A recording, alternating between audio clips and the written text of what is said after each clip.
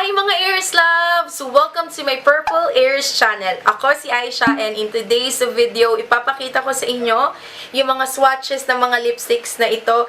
Ito yung tinatawag na iMagic Professional Cosmetics Beauty Lip Gloss. So, ayan siya guys. I have total of 11 shades. At ayan. Ipapakita ko kung ano yung itsura niya pag nakalagay na sa lips. And these are sent to me by MS Fashion Beauty. Ilalagay ko na lang yung link nila down in the description box kung sakaling gusto nyong mag-order. And guys, this retails for 150 pesos each. And nag-research ako sa internet kung ano ba yung parang pinaka-product description niya. And ayon dito sa eBay, it is a matte lipstick, super long-lasting, waterproof, and kiss-proof. And it is available in 12 lovely colors. Yan lang guys yung information na nakalap ko tungkol sa product na to. So without further ado, eto na yung mga swatches.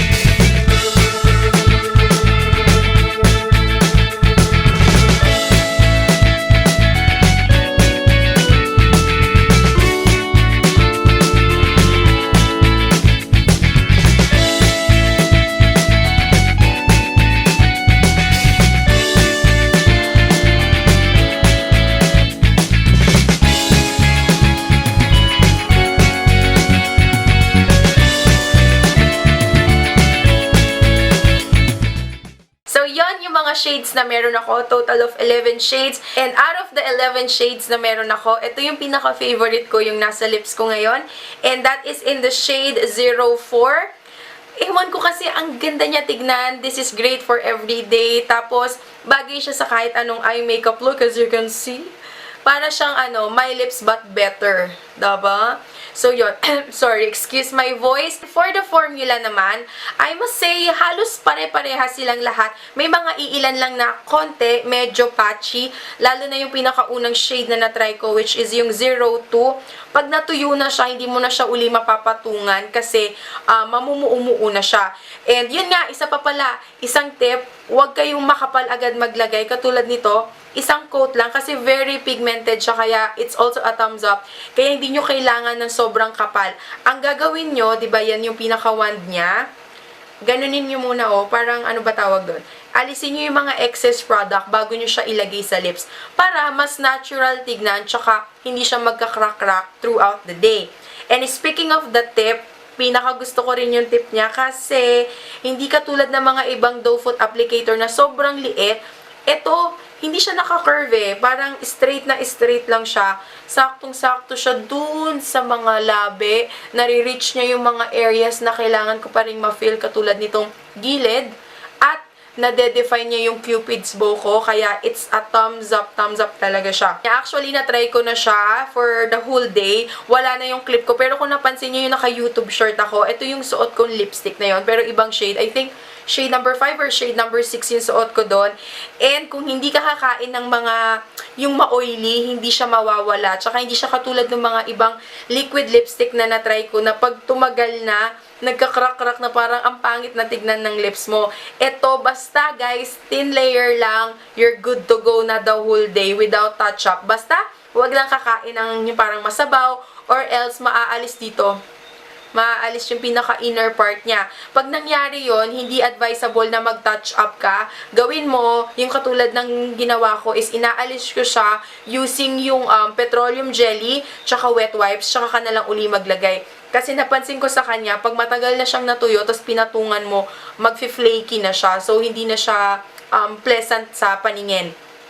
So, if you're going to ask me if it's going to be a yup, or if it's going to be a nope, definitely it's a yup. Kasi sobrang mura lang niya, 150 pesos, and hindi siya tiny It consists of 8 ml of products, at yung color selection niya marami. From nudes, up to yung mga parang purple shades, mga ma-red shades. So, kahit ano pang trip mo na kulay ng lipstick, I think may mapipili ka dito sa iMagic na Beauty Lip Gloss na ito. And it's kiss-proof. Kaya you don't need to worry na mag-transfer siya sa damit ng sa damit mo pag naka-color white ka, ganyan, o kaya baka nabubura na siya. So definitely it's a thumbs up. I-recommend ko siya sa inyo. Pagdating naman sa scent, amuyin natin. Kanina nung ina-apply ko, may naaamoy na ako ng matamis, pero very tolerable siya. Ako medyo sensitive ako, ayoko yung mga may amoy na makeup, lalo na yung mga amoy parang chemical, plastic. This one, may fragrant siya, pero yung fragrant niya, very parang subtle lang na, parang sweet, chocolatey na parang medyo floral. Ganun yung amoy niya. So, sa akin, ayos lang. Hindi siya nakaka-bother. Again, guys, this is from MS Fashion Boutique. Lalagay ko na lang yung link nila down in the description box. So, yun. That is it for my swatches plus review about this baby over here. Kung naging helpful po ito, sana po ay i-like nyo yung video na to. And, as usual, guys, kung hindi pa po kayo nakasubscribe, sana po ay mag-subscribe kayo para naman nanonotify kayo sa tuwing nag-upload ako ng videos and magiging part kayo ng aking mga giveaways. So, yun. Thank you so much for watching, and I'll talk to you on my next video. Bye! Ang ganda niya tingnan sa personal. Hindi siya yung OA sa kapal na parang foundation day. Ang kinis niya lang tingnan siya ang fresh. Lalo na sa video, nakikita ko sa viewfinder, pati sa picture. Ang ganda niya pa rin tingnan.